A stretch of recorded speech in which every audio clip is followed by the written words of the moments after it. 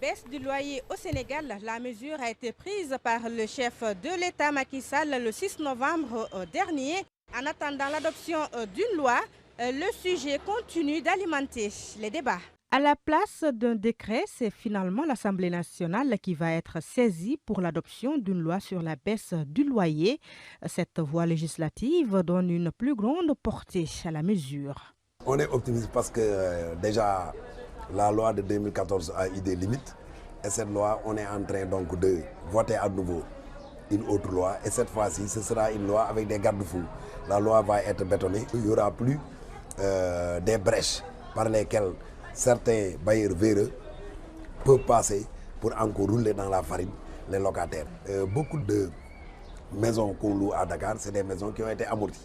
Autrement dit, c'est des maisons qui ont déjà recouvré les sommes pour lesquelles elles ont été construites. Malgré les quelques réticences notées, les locataires restent tout de même très confiants. La cherté de la vie, si on diminue le prix du loyer, ça fera du bien pour tous les Sénégalais.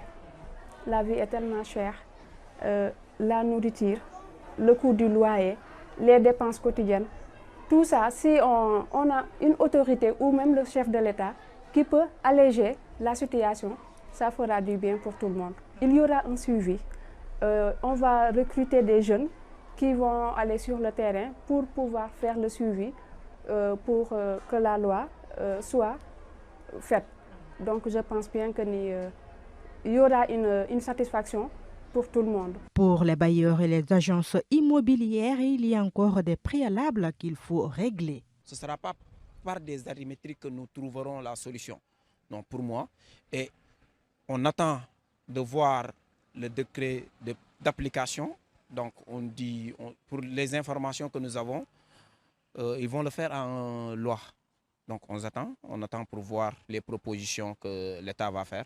Sur les propositions, les 10 propositions que j'ai lues, je ne trouve pas là où ils iront jusqu'au bout pour appliquer ces décisions-là.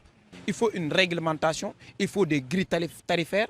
Donc pour chaque, par exemple, quartier, qu'on cherche d'abord le prix d'acquisition du mètre carré. Il faut d'abord réguler l'acquisition et aussi intégrer les surfaces corrigées dans les contrats. Pourquoi? Parce que deux maisons juxtaposées, l'un peut investir 1 million, 200 millions par exemple pour avoir un R+1. L'autre peut investir 50 millions. Il faut qu'on implique tous les acteurs pour pouvoir avoir quelque chose de très solide à proposer aux Sénégalais. La date de l'entrée en vigueur de cette mesure est prévue pour le 1er janvier 2023. En cas de non-respect, les bailleurs récalcitrants seront sanctionnés.